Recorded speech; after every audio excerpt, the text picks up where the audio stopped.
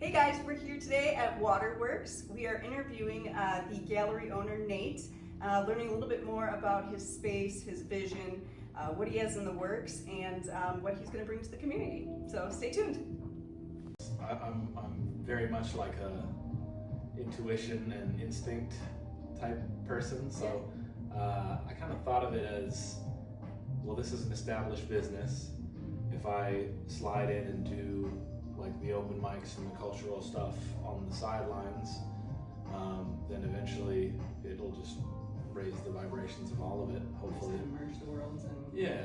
And you know, when Ruth started, I was looking through, she's got like a box of photo albums, and like she had a ton of live music and a ton of events, and I think she just, you know, you get to that point where she's like, I've got my base of collectors and I've got the way I do things, and everything else is necessary at a certain point. But yeah, it was kind of a, you know, my other business is private event bartending, so I do a lot of weddings, private happy hours, residential stuff. Yeah, I was like, this all seems to meld in a certain way, and you know, it's been a little over a year, and it's been great so far. You know, if I can support art and local artists and have a place for people to gather and share that energy, then I'm gonna try it. You know, at least. And yeah, it's been good. Now, do you seek out the artists mainly, or do they come to you, or is it a mix? It's a mix. Yeah. You know, luckily with Waterworks, you know, my other thought, I was like, well, I don't have to do anything for a 40-year-old gallery. Like, people will. It's established. No. Yeah. As long as I don't like take a hard left turn, it should be okay. You know, it'll probably take a little bit for the collectors to trust me in my curation, and you know, but yeah, it like basically. They have to be excited by the fact though that you're kind of re-energizing it. Yeah. If that makes sense. That's what I've heard. You know, because last year at the end of the summer, I was getting a little bit. I was like, okay, it's not like booming. You know, it's solid. And then like end of September, I had like 4 or 5 of those like older collector folks come in, and you know, they were like, we've been watching what you're doing. We've been getting the newsletters. It seems exciting. It feels you know, energetic, and all the responses were positive. And now I just need to turn those into more art collection. You know. Yeah. Because the other thing I didn't really account for is like, okay, a 40-year-old gallery has people who have been collecting art for 20, 30, 40 years. They're like, all of our houses are full. I'm like, oh, yeah, nice. Like, we don't have any more rooms. Yeah. Good, yes. Do you have friends? Yeah. But then, you know, I've also met like a fair amount of like kind of the younger tech Seattle folks who now they have houses, they want to get into different investment stuff, they appreciate art. So yeah, it's, you know, it feels like it's going to be a couple clicks of getting used to stuff, and then hopefully it just rolls into all the good stuff. And so are you promoting it as well as a space to just host events? Yeah. I think leaning into that third space is going to be pretty important for me. I've been trying to sell my wedding clients on like, come have a little family happy hour, come have a little art reception type thing. A happy hour in an art gallery. That's the vibe. One of my wedding add-ons is it's called Shuck Around and Find Out. So I put together these like custom leather harnesses with galvanized buckets, and basically it's people walking around with oysters and shucking them for guests. Like just on the fly, they got like a gun belt full of sausages. And you've done that in here? Yeah, I've done it in here. So fun! I mean, like oyster juice everywhere. Well, I saw it on Instagram. I was like, that seems like a business that could work here really well. Sure, I'll just copy it. Yeah. Oh my gosh, that'd be so much fun. It would, yeah. Yeah, I love that. It's like it's conversational. It's people like that. You know, they got the cool chainmail gloves and the little fancy knives. Most hot sauce. Yeah. My dad got excited about it and dehydrated a bunch of shallots. He's like, now you can just pour it in. You're not squirting juice everywhere. I was like, that's a good thought, Dad. Yeah. Onion and olive. Yeah. I mean, people always like food in a show, so. Food in the show, exactly. Yeah, a little fairy view. Yeah. I think it's, I really do like the times that we've had like dim the lights, put up some. I have some of the people in my nonprofit team are very aesthetic and like their focus is like zhuzh it up, make it cool. And yeah, we had a tiki party, shindigs, gave us some like big jute rugs and like little cocktail tables, and it's just a sweet vibe and Yeah. fairly simple to pull off. Is it a nonprofit for art or? It's a poetry-based collective, like kind of written and spoken word. My co-founder is a Seattle poet. He was like the youngest poet to go to Paris and win some international competition. He's been published a handful of times. Actually, he's having his publishing company is re-releasing his book. So we did last summer.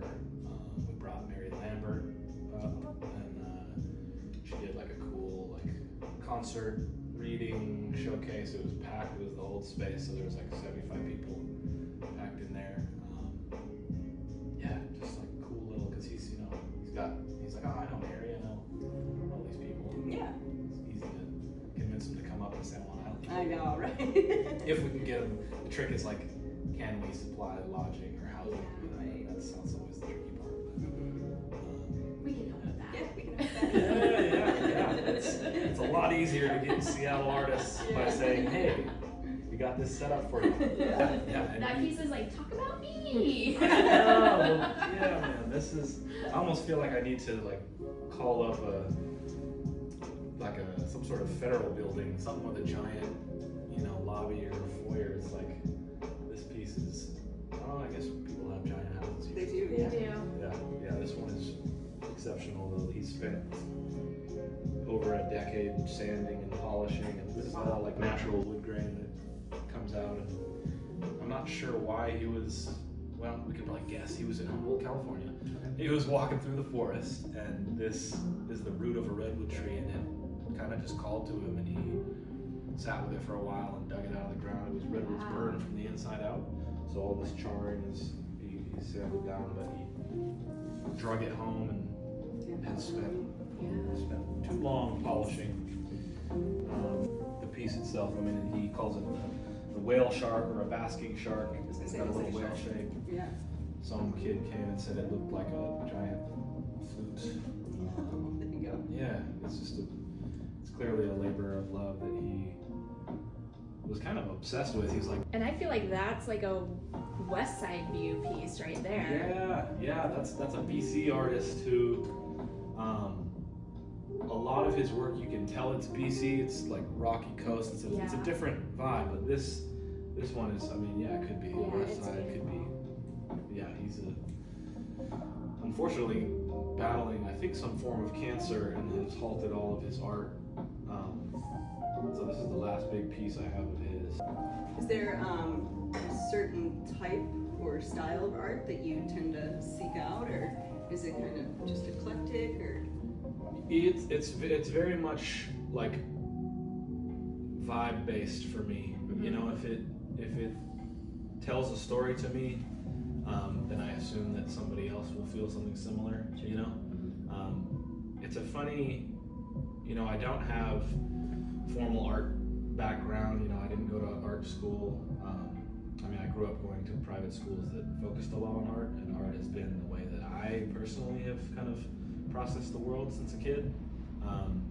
But that notion of quality is pretty ephemeral. You know what quality feels like and what it looks like, but I don't know that you could necessarily break it down piece by piece. Because you have someone like Debbie Daniels who makes these insane photorealistic paintings.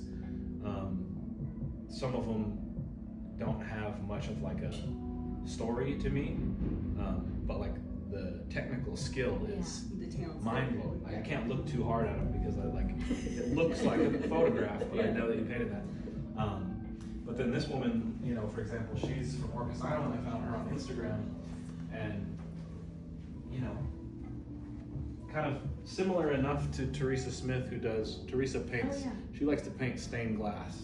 Is what she says. each brush stroke, you know, they're kind of rectangular, square, and more intentional. Ines is much more soft and abstract. But just the feeling of a piece is what I like to respond to, and I like to see if people, you know, respond to the same things, or you know, everything is subjective at a certain point. But then, you know, I also like the idea of putting it next to something that's more graffiti, you know, street inspired, because even then, you know, the graffiti stuff is like, there's clearly a mastery of line, of shading, of color theory. Like, I know the process, you know, it takes to make a piece like that, and the hours of like doing a layer and then masking with tape and then scalpeling out and then adding the you know, it's just, technically speaking, it's fine art. You know? It's just A lot of people might not be aware of. Yeah, they're like, oh, it's graffiti. Yeah. You know, but there's levels to the game, you know. Yeah. And Kim is obviously much more like contemporary, bright, big. She's got a clear story to her work, which is what I like. You know, I really appreciate the kind of nature, Northwest flora vibe, but she's got a very defined journey of what she puts into her art, passion-wise, and like what she's struggling with. And a lot of her pieces have little mantras, and she likes to work in this big, giant scale. So yeah, it's been fun to kind of figure out the variety of things that can coexist. You know, It's like there's something for everyone here. Yeah, exactly. Yeah. You It's know, just and what calls out to them. yeah, and part of my particular flavor of ADHD, I'm like every week I'd like to just rehang stuff and change the vibe, and because composition changes how it feels, the lighting, the space, like what it's next to, it all. I could put that over there, and it would feel like a totally different piece. Right. And that's been a fun experiment. This woman from Bellingham, I just signed on over the winter, and again, like just softer. You know, obviously ocean and kind of relevant to where we live, but a little more open to interpretation with the abstract. Mm-hmm. And abstract is not something that I have really liked, but when I see something abstract that I do like, I'm like, oh, okay, I gotta get that. There's a woman from Seattle who I'm featuring in a show in June, and I would go through my Instagram, you know, For You page, and every picture that I pulled up, I was like, ooh, that's cool, and it's always her. And I was like, all right, fine. Right. You know, like, Clearly there's gotta something. do it. Because, you know, in the past, Waterworks has just signed artists based on word of mouth of their current artists. Oh. So I have a long list of, just off Instagram, of people that I would like to connect with, but then I quickly realized that the more artists I sign or am in charge of, like, I have to A, store it all, or make sure that I'm giving everyone their time on the wall. Yeah. And there's a lot of artists still signed here that deserve, you know, they've been at it for 20, 30 years, and I gotta make sure they're respected and appreciated, and if I can kind of retell their story, that's cool too. Yeah. Yeah, you know, my first order of business, I was like, I need to get Maria Michelson and Glenn Hendrick involved, because they are, you know, alchemy is the heart of art on this island, so working with them has been great. But mostly for me, it's, you know, I like to zoom out and think about composition of the whole room, and then I like to zoom in and focus on, like, you know, does this shade into the foreground of this color and then blend into this? Like, that stuff is really fun for me. And then learning the stories of the artists, you know, and I think that it makes sense to me that clients at the level of probably what you guys deal with and what the gallery has dealt with, look at art one of two ways. It's either a passion project or an investment, you know, and it's like, can we diversify our portfolio with a piece that appreciates and a piece that, like, you know, the art market is kind of not affected by normal markets. Yeah. So it seems like what my job is to tell them the story of the artist, tell them the provenance of the pieces, tell them the, you know, just get them connected to what it is, as an object, and then also they understand like, oh yeah, this is an investment. This is an asset that appreciates. So learning the artist stories has been cool. Like the couple who makes these, actually, you've probably seen them all over the old place. The little ceramic and metal. These guys. It's a husband and wife who live in like a tiny unincorporated town called Brooklyn, Washington. They sustainably farm. They're off the grid, but they make these, incredibly detailed. What do you got, Lupe? Just little unique figures, and learning about who they are and why they, like, where do you come up with? It's like Renaissance-y, but also like kind of clowny. It's very specific. Yeah. Well, it's kind of similar to real estate in the sense that, we're kind of telling the story of the house and, the different features of it. A lot of times we have famous architects that, were involved in the design of the home, and so kind of explaining that and why did they do this and why did they, so it's very similar in that a lot of times buyers want to hear that story about, how the house came to be. So. Yeah, and that, to circle back to your earlier question, a lot of I was like, man, this job is basically communicating with people. I deal with art collectors and clients, and I deal with artists, and like bridging the communication gap between two potentially, very unique groups of people who have different needs and wants and ways they interact and communicate. That's what being a bartender is. Yeah, right? Yeah. Talk to people. You're like, I got that down. I can do this. Like the nonprofit is one of those things that, like, our overarching goal, our mission statement is weaving the San Juan Archipelago together with written and spoken words. So we've got a lot of plans to collaborate on different islands. Things like poetry, blues cruise, like bring people around to Lopez, Orcas, Shaw, and have a place to stop at to do either a workshop or to hear a piece. Just getting a lot of the poetry into the festivals, local zines, all the stuff. Yeah, I noticed on your Instagram page you had like different workshops and things posted. So I thought that was.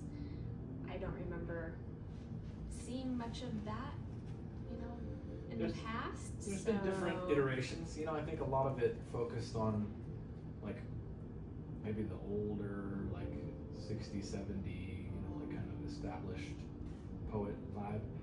Our stuff, we want to be able to bring people to a place that, again, makes them feel something, give you some sort of context on how to get it out. And, if you want to workshop it further, then come to Writer Circle. We have critique nights. We'll teach you how to do something.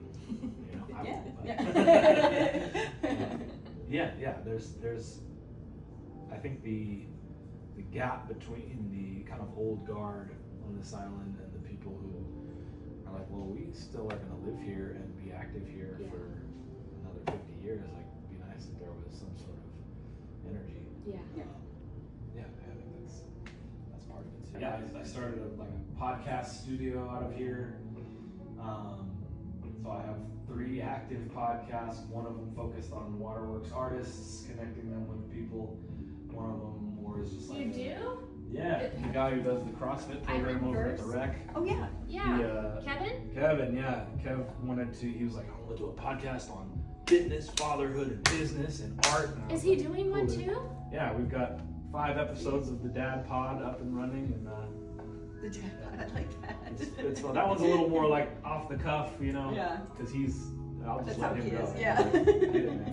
But it's funny, we're both from Seattle, and So you've got Big Talkers, the Dad Pod, and Waterworks for Us. that's right. Yeah. Big Talkers is more like it's going to be more guest based. Like, we have a couple questions aimed at like getting some deeper responses, and then we'll just bring on all of our cool, interesting friends and let them talk about whatever they want. Good, because the purpose of making it easy for people is you don't have to research the gear, you don't have to learn how to use it. It's just ready to go. It's plug and play. Yeah, it's plug and play, and like so far I have it tiered for like you can rent it by the hour, you can pay by the month, you can pay like if you want me to make logos and upload the episodes and bounce the audio files, like it's all just whatever people are Need help with? or don't want to do. Yeah. Because there's so many people with and whatever anyone's stance politically is, like it's pretty clear that media is compromised, and like the best way for people to get stuff out is to like focus on your local stuff, you know, have people talk about the stuff that is relevant to us and what's going on. Nate, thank you so much for showing us around and letting us learn a little bit more about the gallery and kind of what you have going on. Real quick, did you want to take a moment and talk about some upcoming events and things you have going on? Definitely. A lot of events out of here. Every Sunday, open mic. That means the mic is open. Storytelling, singer-songwriter, poetry, you know, stand-up comedy. Oh, nice. Whatever you're into.